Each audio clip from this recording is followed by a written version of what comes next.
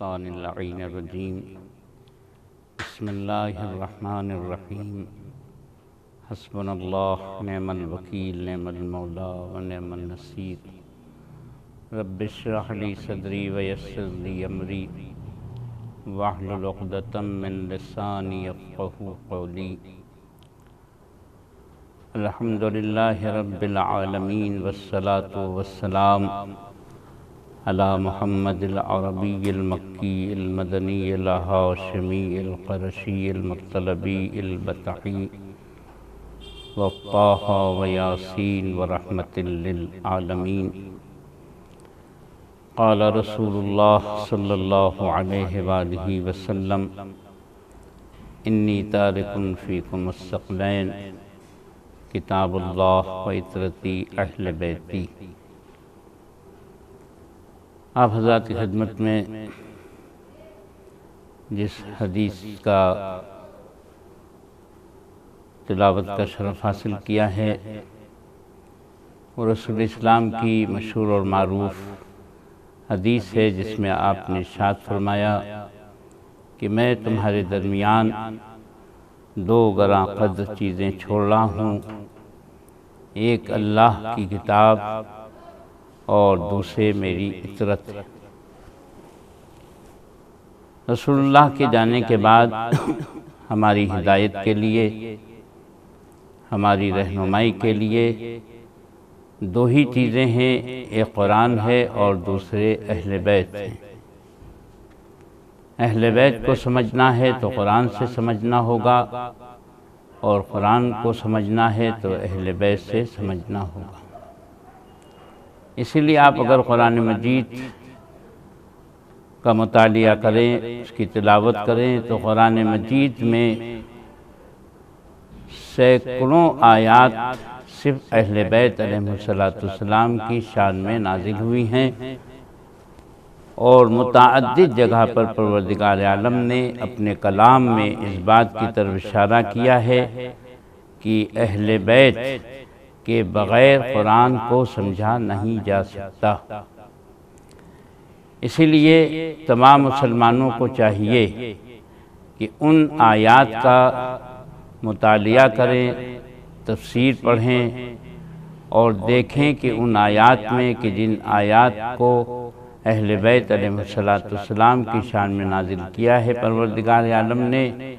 وہ پروردگار عالم نے نازل کر کے تمام مسلمانوں کو نہیں بلکہ تمام انسانوں کو باخبر فرمایا ہے کہ متوجہ ہوں، بغیر اہل بیت کے قرآن سمجھ میں نہیں آ سکتا۔ میں اس کر رہا ہوں کہ دو چیزیں، ایک قرآن اور دوسرے اہل بیت۔ قرآن اللہ کا کلام ہے، اور کلام جس سے خطاب کر رہا ہے پروردگار عالم یعنی اپنے حبیب سے، وہی بہتر سمجھ سکتا ہے، یا حبیب یعنی رسول نے جس کو بتایا ہو، یا وہ بہتر سمجھ سکتا ہے۔ قرآن ایک ایسی کتاب ہے جس کا ظاہر اور سامنے ہے، اور اس کے بواطن بہت زیادہ ہیں، یہاں تک کہ وارد ہوا ہے احادیث اور روایات میں کہ 70 بواطن قرآن کے الفاظ میں موجود ہیں، مگر ان بواطن کو کون بتائے گا؟ اہل بیت علیہ السلام کے علاوہ کوئی بتا نہیں سکتا ہے۔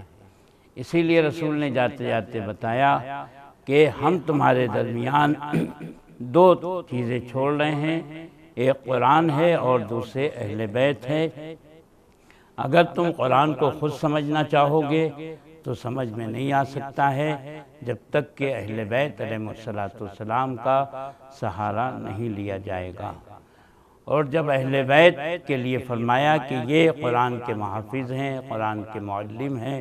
قرآن کے مفسر ہیں، قرآن کے بواطن کو بتانے والے ہیں، تو ضروری ہے کہ جب تک قرآن ہے اہل بیت کی کوئی نہ کوئی فرد ہر دور میں رہنا ضروری ہے، تاکہ وہ قرآن کی حفاظت کر سکے، قرآن کو بتا سکے۔ اسی لیے تمام فرق اسلامیہ کے عقیدے اپنی جگہ پر ہیں۔ ہمارے فرقے کا عقیدہ ہے کہ قرآن بھی موجود ہے، محافظ قرآن بھی موجود ہے، عالم قرآن بھی موجود ہے، مفسر قرآن بھی موجود ہے، اور وہ عالم قرآن، وہ محافظ قرآن، وہ مفسر قرآن جس کو ہم مانتے ہیں، وہ ظاہر تو نہیں ہیں، جن کو امام زمانہ کے نام سے یاد کیا جاتا ہے، اور وہی حقیقت میں عالم قرآن ہیں، مفسر قرآن ہیں، اور قرآن کی حفاظت کرنے والے ہیں۔ آئیے ہم آپ کی خدمت میں عرض کرتے ہیں کہ وہ آیات جو قرآن میں نازل ہوئی ہیں، خاص طور سے اہل بیت علیہ السلام کی شان میں، مولا کائنات سے لے کر کے اور چوہردہ معصومین علیہ السلام تک، ان آیات کی تفسیر آپ کی خدمت میں پیش کی جائے گی کہ کون کون سی آیات ہیں قرآن میں کہ جہاں پر کسی آیت میں مولا علی مراد ہیں، کہیں پر پنجتن مراد ہیں، کہیں پر تمام 14 معصومین علیہ السلام مراد ہیں۔ آئیے جہاں سے آغاز ہوتا ہے قرآن کا، بسم اللہ الرحمن الرحیم، جو کہ بہت مشہور ہے اور تمام علماء و ذاکرین سے آپ سنتے رہتے ہیں کہ خود مولا کائنات علی ابن ابی طالب علیہ السلام نے اپنی فضیلت میں خود بیان فرمایا ابن عباس سے، کہ ابن عباس سے تفسیر بسم اللہ بیان کرتے ہوئے فرمایا کہ دیکھو جو سارے قرآن میں ہے وہ سورہ حمد میں ہے، جو سورہ حمد میں ہے وہ بسم اللہ میں ہے، جو بسم اللہ میں ہے وہ اس نقطے میں ہے جو بے کے نیچے ہے، اور انا نقطۃ تحت الباء، اور میں وہی وہ نقطہ ہوں جو بے کے نیچے موجود ہے۔ یعنی اگر سمیٹ دیا جائے پورے قرآن کو تو بسم اللہ میں آ جاتا ہے، اور بسم اللہ کو سمیٹا جائے تو بائے بسم اللہ میں آتا ہے۔ تو اسی طرح کہنا غلط نہیں ہوگا کہ جس طرح قرآن بائے بسم اللہ میں سمٹ کر آ جاتا ہے، اسی طرح تمام فضائل اور تمام علوم قرآن ذات علی ابن ابی طالب علیہ السلام میں سمٹے ہوئے ہیں۔ مولا کائنات علی ابن ابی طالب علیہ السلام کی فضیلت ابتدائے قرآن سے ہے کہ جہاں سے قرآن کا آغاز ہوتا ہے بسم اللہ الرحمن الرحیم سے، وہاں سب سے پہلا حرف خود ہی فضیلت مولا کائنات علی ابن ابی طالب علیہ السلام میں ہے۔ اس کے بعد سورہ حمد کا آغاز ہوتا ہے، اور یہ وہ سورہ ہے جسے ہر مسلمان جو نماز کا پابند ہے وہ کم سے کم دن اور رات دونوں میں 5 مرتبہ 5 نمازوں میں کم سے کم ہر نماز کی پہلی اور دوسری رکعت میں سورہ حمد کی تلاوت کرتا ہے۔ سورہ حمد کی تلاوت کرتے ہوئے ترجمے پہ انسان غور کرتا رہے اور یہ سمجھتا رہے کہ پروردگار عالم سے آپ ہم کلام ہیں اور وہ آپ سے مخاطب ہے، وہ آپ سے کیا طلب کر رہا ہے۔ یہ سورہ حمد جس میں جب آپ پڑھتے پڑھتے الحمدللہ رب العالمین الرحمن الرحیم مالک یوم الدین ایاک نعبد و ایاک نستعین اہدنا الصراط المستقیم صراط الذین انعمت علیہم غیر المغضوب علیہم ولا الضالین۔ آپ جب ان 7 آیت میں آپ پڑھتے ہوئے سورہ حمد کو الحمدللہ سے شروع کر کے جب آپ پہنچیں گے اہدنا الصراط المستقیم پر، تو یہاں پر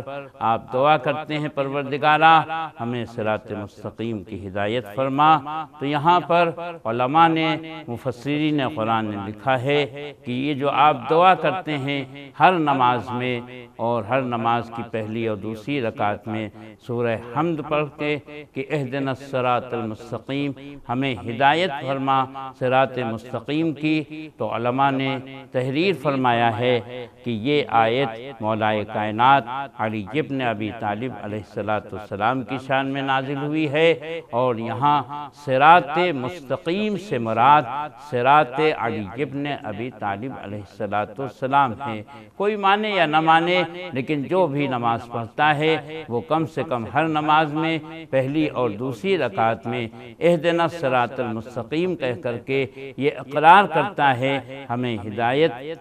پر باقی رکھ، جو صراط علی ہے، یعنی صراط مولا کائنات علی ابن ابی طالب علیہ السلام پر باقی رکھ، یعنی یہ وہ مستقیم راستہ ہے جو دنیا میں بھی ہے اور آخرت میں بھی ہے۔ احادیث وغیرہ میں وارد ہوا ہے کہ صراط دو ہیں، ایک صراط فی الدنیا ہے اور ایک صراط فی الآخرہ ہے۔ صراط فی الدنیا سے مراد یعنی مولا کائنات علی ابن ابی طالب علیہ السلام کے راستے پر چلنے کا نام صراط مستقیم ہے، ان کی فرما برداری کا نام صراط مستقیم ہے، ان سے محبت کرنے کا نام صراط مستقیم ہے، ان کی ولایت کو قبول کرنے کا نام صراط مستقیم ہے، یعنی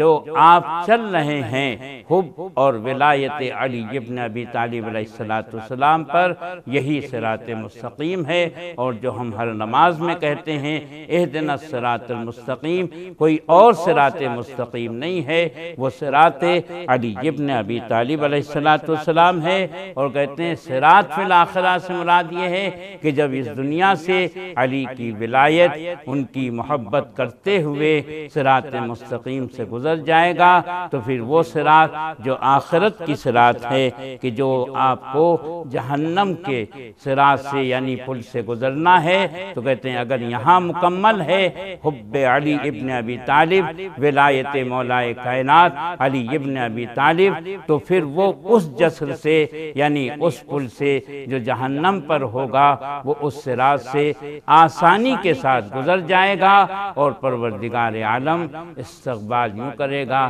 کہ ملائکہ ہوں گی، حوریں ہوں گی، اور کہیں گی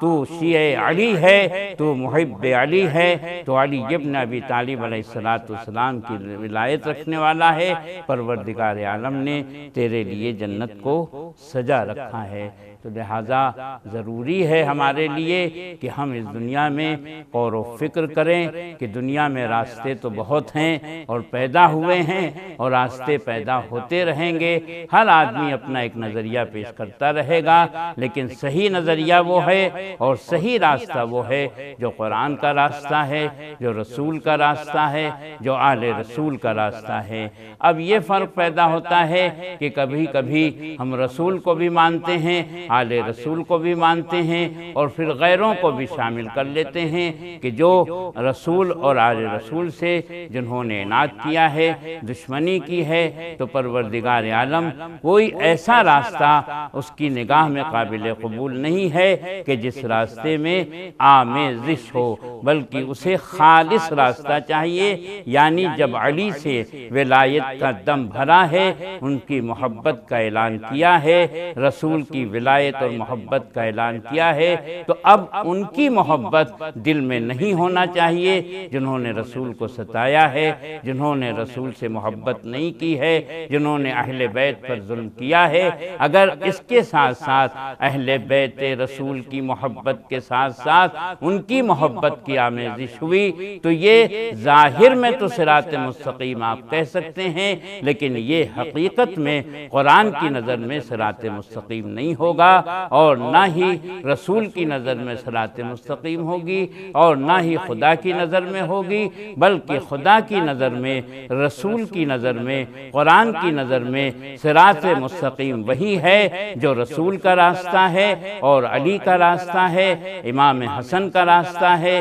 امام حسین کا راستہ ہے، اور دیگر ائمہ معصومین جن کا اعلان، جن کی عصمت اور امامت کا اعلان پروردگار عالم نے بزبان رسول کرایا، اور یہی سلسلہ عصمت و طہارت اور یہی سلسلہ امامت جس کے آغاز پر رسول اللہ نے میدان غدیر میں 1.25 لاکھ کے سامنے من کنت مولا ہو فہذا علی مولا کہہ کر کے یہ ثابت کیا کہ حقیقت میں تمہیں دین اور قرآن کے معنی وہی بتا سکتا ہے جس کے لیے میں آج اعلان کر رہا ہوں کہ جس کا میں مولا ہوں اس کے علی ابن ابی طالب علیہ السلام ہے۔ اسی لیے بعض موقع پر آپ نے یہ بھی فرمایا علی مع القرآن والقرآن مع علی، یعنی علی قرآن کے ساتھ ہیں، قرآن علی کے ساتھ ہے، یعنی نہ قرآن علی سے جدا ہے اور نہ علی قرآن سے جدا ہے۔ اگر قرآن کو سمجھنا ہے تو علی سے سمجھنا پڑے گا، اور علی ابن ابی طالب علیہ السلام کو سمجھنا ہے تو کہیں اور انسان نہ جائے، قرآن کھول کر بیٹھ جائے اور پڑھتا جائے، ایک آیت نہیں، 2 آیت نہیں، سینکڑوں آیات قرآن مجید میں موجود ہیں کہ جو صرف اور صرف علی ابن ابی طالب علیہ السلام اور ان کی وہ ذریت طیبہ کہ جو امام حسین کی اولاد سے ہیں اور منصب امامت پر فائز ہیں، صاحب عصمت ہیں، وہ دامن آیات قرآن میں موجود ہیں۔ وہ انشاءاللہ آپ کی خدمت میں سلسلے وار عرض کیا جائے گا کہ کون کون سی آیات قرآن میں نازل ہوئی ہیں جو اہل بیت علیہ السلام کی شان میں ہیں۔ 1-2 آیات نہیں، سینکڑوں تعداد میں سینکڑوں آیات ہیں جو قرآن میں موجود ہیں، سورہ حم سے لے کر کے اور دیگر سوروں میں جو علی ابن ابی طالب علیہ السلام اور اہل بیت کی شان میں آیات نازل ہوئی ہیں۔ یہی سورہ حم کہ جس میں نے آپ کی خدمت میں عرض کیا کہ اہدنا الصراط المستقیم، ہماری ہدایت فرما صراط مستقیم کی۔ صراط مستقیم سے مراد ذات مولا کائنات علی ابن ابی طالب علیہ السلام ہیں، اور فرمایا ہے کہ اس کے علاوہ کوئی اور راستہ صراط مستقیم نہیں ہے۔ صراط مستقیم صرف صراط محمد اور آل محمد علیہ السلام ہیں، اور یہی سیدھا راستہ دکھانے والے ہیں اور بتانے والے ہیں، کیونکہ ان کی محبت اور ان سے ولایت اور ان سے محبت کرنا اس دنیا میں بھی مفید ہے اور آخرت میں بھی مفید ہے۔ دوسری آیت جو اسی سورہ حمد میں ہے، صراط الذین انعمت علیہم غیر المغضوب علیہم ولا الضالین، یعنی وہ راستہ کہ جس راستے پر پروردگارہ تو نے اپنی نعمتوں کو نازل فرمایا ہے، نہ کہ وہ لوگوں کا راستہ جو ضالین ہیں اور جن پر تو نے غضب کیا ہے، جو مغضوب ہیں۔ یعنی یہ قرآن بتانا چاہ رہا ہے کہ اس راستے پر چلنا ہے کہ جن پر اللہ نے نعمتیں نازل کی ہیں، نہ ان کے راستے پہ چلنا ہے کہ جن پر اللہ نے اپنا غضب نازل کیا ہے اور جو گمراہ ہیں۔ تو یہاں پر بھی احادیث میں وارد ہوا ہے رسول اسلام صلی اللہ علیہ وآلہ وسلم سے کہ صراط الذین انعمت علیہم غیر المغضوب علیہم ولا الضالین سے مراد، یعنی یہاں پر انعمت علیہم سے مراد شیعہ علی علیہ السلام ہیں کہ جن پر پروردگار عالم نے اپنی نعمتوں کو نازل کیا ہے، اور ان نعمتوں میں کون سی نعمت ہے؟ وہ سب سے بڑی نعمت ولایت علی ابن ابی طالب علیہ السلام ہے، جو پروردگار عالم نے مولا علی کے چاہنے والوں کو یہ نعمت عظمیٰ سے سرفراز فرمایا ہے۔ دنیا مانے یا نہ مانے، ہم نے علی سے ولایت کا دم بھرا ہے، ان سے محبت کرتے ہیں۔ اس سے بڑی کوئی نعمت نہ دنیا میں ہے اور نہ آخرت میں ہے جو پروردگار عالم نے ہم کو عطا کی ہے، اور ان لوگوں سے دور رکھا ہے کہ جن پر پروردگار پروردگار عالم نے غضب ڈھایا ہے جو ظالمین ہیں، وہ تمام دنیا کے جتنے بھی فرقے ہوں، اسلام کے فرقے ہوں یا اسلام کے علاوہ جو بھی لوگ ہوں، اگر وہ علی کے راستے پر نہیں ہیں تو وہ غیر المغضوب علیہم ولا الضالین کی فہرست میں آتے ہیں۔ اسی لیے الگ کر دیا ہے پروردگار عالم نے کہ وہ گروہ الگ ہے جس پر ہماری نعمتیں ہیں، وہ گروہ الگ ہے جن پر ہمارا غضب ہے، جو گمراہ ہیں جن پر ہماری نعمتیں ہیں وہ ہیں شیعان علی ابن ابی طالب علیہ السلام، اور جن پر ہمارا غضب ہے، جو گمراہ ہیں وہ دشمنان علی ابن ابی طالب علیہ السلام ہیں۔ یقیناً جنہوں نے علی سے ولایت کا دم بھرا ہے وہ یہاں بھی کامیاب ہیں اور انشاءاللہ آخرت میں بھی کامیاب ہوں گے، اور جنہوں نے ان سے نفرت کی ہے وہ گمراہ ہیں، نہ انہیں یہاں کوئی فائدہ پہنچنا ہے اور نہ ہی انشاءاللہ آخرت میں بھی ان کو کوئی فائدہ پہنچنا ہے۔ والحمدللہ رب